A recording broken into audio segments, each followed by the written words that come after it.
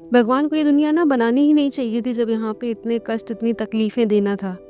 जब इंसान को इतना ही झेलना था, स्ट्रगल करना था, हर पल-पल पे उसे तकलीफ़ ही मिलनी थी।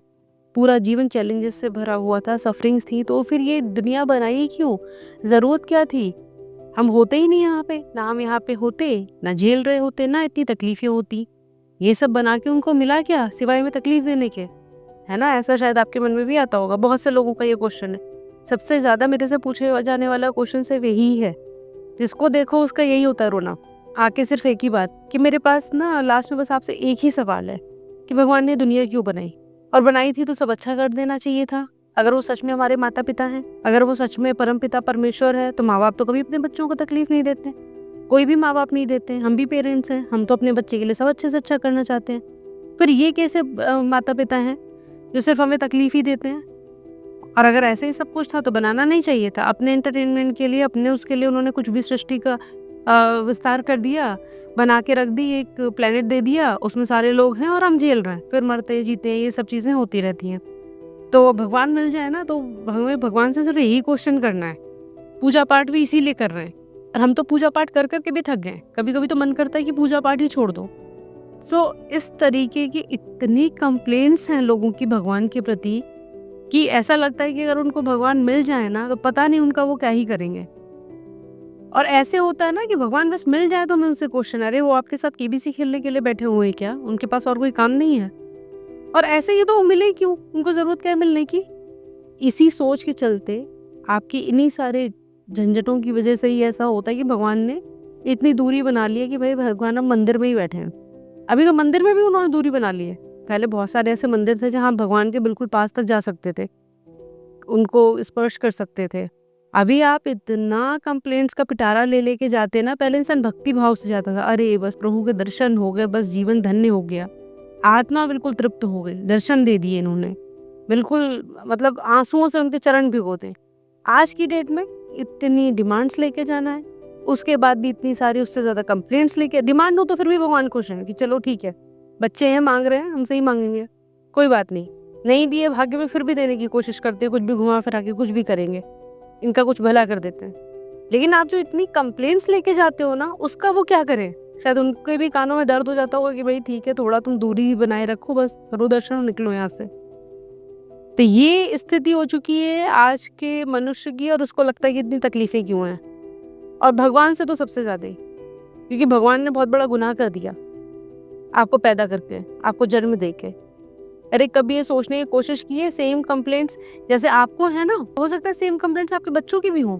वो भी कहेंगे हमें पैदा क्यों किया, बाइक नहीं दिला सकते थे, कार नहीं दिला सकते थे, मेरे शौक नहीं पूरे कर सकते थे, जब आपके बस का नहीं था, आपके पास इतना नहीं था पहले से, आपने क्यों हमें पैदा किया, जरूरत क्या थी करने की? आज की है ऐसे बच्चे देख रही हूँ मैं, जो ये भी करते हैं। और फिर पेरेंट्स बहुत ज़्यादा उनको हर्ट होता है और दुखी होकर बैठ जाते हैं कि हमने अपना पूरा जीवन लगा दिया, अपनी सारी इच्छाएं मार दी, हर छोटी छोटी चीज़ के लिए भी अपने ऊपर खर्च करने से पहले अपने बच्चों का ध्यान आता है कि अरे अभी नहीं लेते हैं, बच्चों के लिए ये करना है, उसकी स्कूल फीस भरनी है, उसका ये काम करना है, उसको इस प्रोजेक्ट में वो करना है, यहाँ एडमिशन दिलाना है।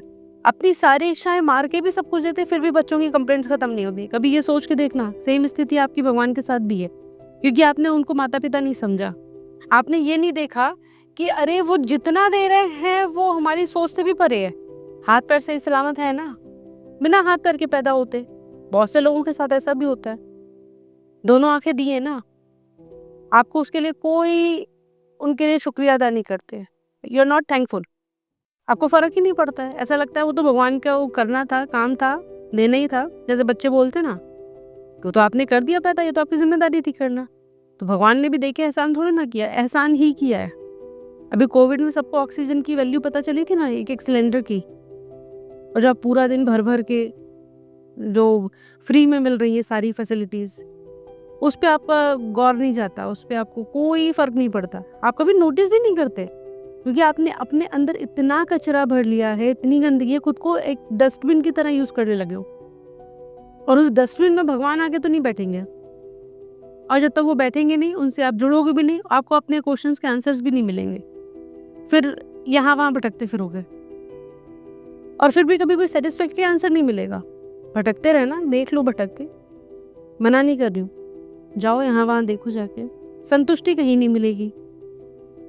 क्योंकि फिर वो जिन संत के पास जाओगे उनके पास इतना टाइम नहीं है। आपको एक क्वेश्चन पूछने का अगर मौका दे भी दिया उन्होंने, आप उससे संतुष्ट नहीं हो पाए, तो आप उनसे आर्ग्यूमेंट नहीं कर सकते। अरे नहीं तो फिर ऐसा कैसे है, ये कैसे, वो निकाल के बाहर कर देंगे। तो ये सोचो, वो तो भगवान के सेवक हैं बस। जब उनकी ये पोजीशन है कि आप उनके सामने बोल नहीं सकते, तो भगवान का तो लेवल क्या है। आप कहते हो मिल जाए तो हम उनसे बात करें, हम उनसे पूछें ऐसा क्यों किया। इसको एक एग्जाम्पल से समझते हैं। कोई भी प्राणी है, चाहे वो बहुत ही वेल्दी हैं, सब कुछ है उनके पास, है ना, सारी सुख सुविधाएं, ऐशो आराम सब कुछ है, उनके भी संतान हैं, वो भी अपनी संतानों को सब कुछ दे रहे हैं, बट फिर भी स्ट्रगल कर रहे हैं। ऐसा तो नहीं कि उनको बैठे बिठाए मिल रहा है, उन्हें उस पोजीशन के लिए फाइट करनी है। अगर नंबर 1 पोजीशन पे हैं तो भी फाइट करनी है, उसको मेंटेन करने के लिए। नहीं है तो वहाँ तक पहुँचने के लिए आपको फाइट करनी है, राइट। तो ये स्ट्रगल तो सबके साथ हो रहा है। और एक वैसा भी इंसान है जिसके पास कुछ नहीं है, वो 2 टाइम की रोटी मुश्किल से खा पा रहा है, ठीक है, उसकी भी संतान है। अब अगर यही स्थिति उन बच्चों के साथ हो, वो ये बोलना शुरू कर दें कि अगर आपके पास नहीं था, आप नहीं पाल पोस सकते थे, आपके पास चीज़ें नहीं थी, तो आपको जन्म नहीं देना चाहिए था। आपने क्यों बढ़ाया, आपका तो खुद का ही लेवल नहीं था, अपनी लाइफ में स्ट्रगल है, खुद की चीज़ें तो पूरी कर नहीं पा रहे हो, तो आपको कैसा फील होगा। आप किसी भी पोजीशन पर रहे होंगे, अभी आप किसी भी स्थिति में हो, भले ही आप 1 लाख रुपए महीना कमा रहे हो, चाहे 10 लाख रुपए कमा रहे हो, या उससे ज़्यादा भी ऊपर का अगर आपका लेवल है, तो भी कोई फ़र्क नहीं पड़ता। क्योंकि कंडीशंस जो होती हैं वो पेरेंट्स के लिए सेम ही होती हैं। बच्चे कभी भी आपसे 100% इत्तेफाक रख के 100% आपसे सेटिस्फाइड हो, ऐसा नहीं होता। उनके लाइफ के अपने अलग चैलेंजेस हैं, उनको हमेशा पेरेंट्स से शिकायत रहती ही है।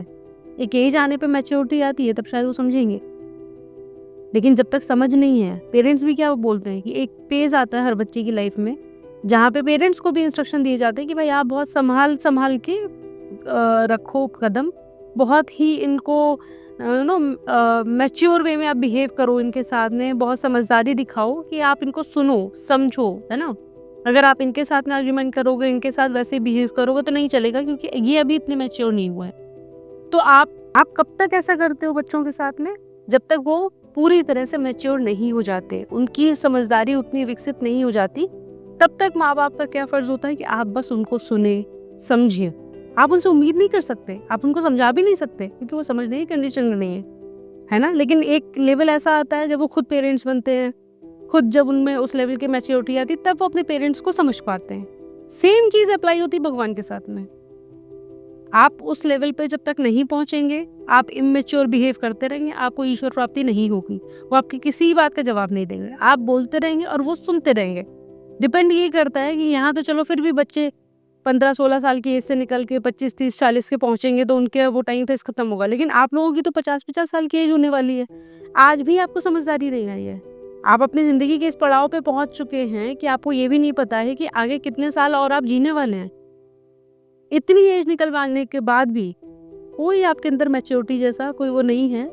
यहाँ तो फिर भी बच्चों से उम्मीद कर सकते हैं, आपसे तो उतनी भी उम्मीद करना मुश्किल है, क्योंकि आपकी शिकायतों का पिटारा इतना बड़ा है। भगवान कैसे आके आपसे बात करें और कैसे आपको समझाएं। तो थोड़ा मैच्योर बिहेव करिए। जो आपके खुद के बच्चे हैं ना, उनसे ही सीख ले लीजिए कि थोड़ा सा मैच्योर वे में जब हम बिहेव करेंगे, शिकायतों का पिटारा बंद होगा, उनको अपने माता पिता ही समझना शुरू करेंगे, ताकि वो भी हमसे बात कर पाएं, जो वो हमें समझाना चाह रहे हैं वो समझा पाएं।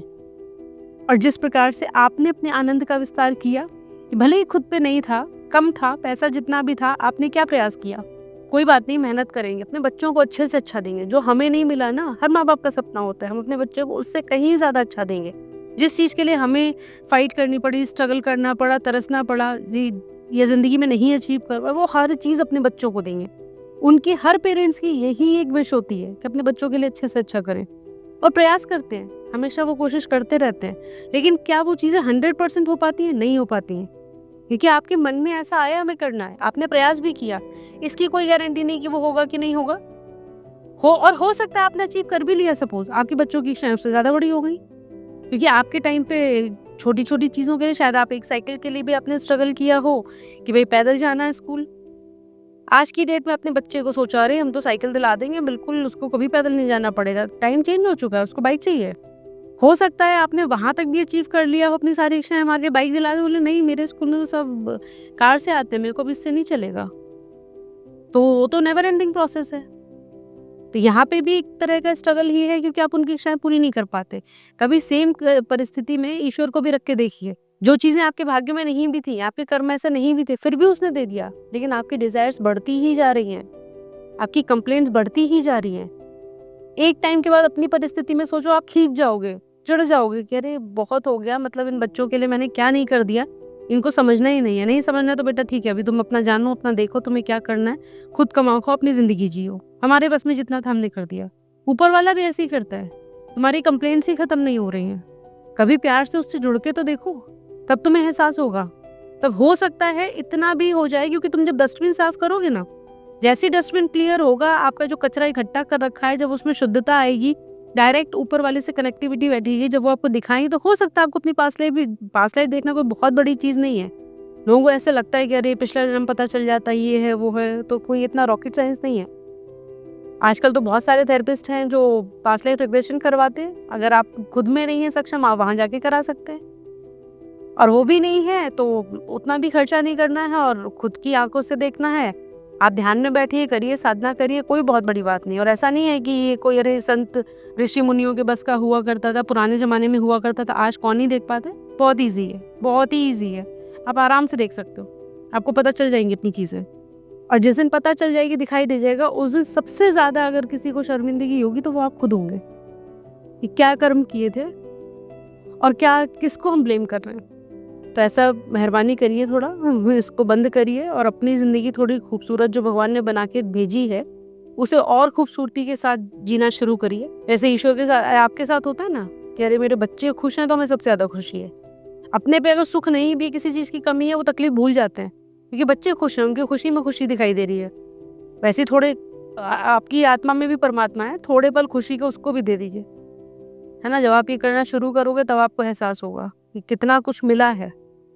अगर ज़िंदगी के इतने साल गंवाए नहीं होते सिर्फ कंप्लेंट्स में, इस फ्रस्ट्रेशन में, क्या मिला है, क्या मिला है, क्यों नहीं दिया, ऐसा क्यों दिया, वैसा क्यों दिया, तो शायद जितने साल बर्बाद कर दिए वो इससे ज़्यादा खूबसूरत होते और आज की कुछ और ही सिचुएशन होती, आज की परिस्थितियाँ बदल चुकी होती। अगर ये वीडियो मेरा यंग जनरेशन वाला कोई सुन रहा हो तो आपके लिए बहुत अच्छा मैसेज है।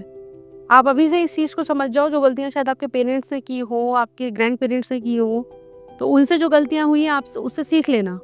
आप ये करना बंद कर दो, ताकि जब आप उनकी एज तक आओ ना, आप खुद देखोगे लाइफ में कितना बड़ा बदलाव आ चुका है, लाइफ कितनी खूबसूरत हो चुकी है। जो चीज़ें नहीं भी मिलने की थी वो भी मिल गई। थोड़ा सा इस चीज़ पे मेहनत करिए और उनको एक भगवान या मूर्त की तरह ना देख के उनसे डायरेक्ट कनेक्टिविटी बिठाने की कोशिश करिए, उनसे एक रिश्ता बनाइए। और जब हमारा किसी से रिश्ता बनता है ना, तो वो कुछ भी करके हमारे लिए कुछ करने को तैयार हो जाते हैं। आप भले ही सड़क पे किसी से भी, आप बहुत सारे स्ट्रे डॉग्स होते हैं, आप नहीं उनके लिए कुछ कर रहे हो, ठीक है, कभी निकले कुछ खिला दिया अलग बात है, लेकिन उसमें से कोई एक ऐसा होगा कि आप उसको देख के आपको बड़ा प्यार आ रहा है, अरे ठीक है ये आ जाता है मेरे पास अपने आप चलता हुआ, और ये तो मेरा पेट भी नहीं है फिर भी ऐसे, तो आप डेली उसको खिलाना शुरू कर देते हो। एक टाइम के बाद ऐसा आएगा, आप कहीं भी हो, कुछ भी हो, अगर उसको तकलीफ हो रही है, आपको 2 दिन दिखाई नहीं देगा, आप खुद देखने पहुंच जाओगे कि अरे ये क्या हो गया, दिखाई नहीं दे रहा है। उसकी अगर कोई तबीयत खराब है, मरहम पट्टी करनी है, क्या करना है, आप सब कुछ उसके लिए करोगे। आपका कोई रिश्तेदार है जो आपसे बहुत अच्छा रिलेशन है, अगर 4 दिन आपकी उससे बात नहीं हुई, 5वें दिन आप खुद से उसको फ़ोन करोगे, अरे क्या बात है, सब ठीक ठाक है। वहीं बाकी के लोग हैं जो आपसे मतलब ही नहीं रखते, इनकी हमेशा शिकायतें ही रहती हैं, अरे तुम तो बड़े आदमी हो गए हो, बात नहीं करते, ये नहीं करते, वो नहीं करते। आपको लगेगा अरे बात करने का कभी मन हो भी ना तो भी लगेगा अरे मत करो यार, सुनाना शुरू कर देगा, आप उससे दूरी बना लोगे।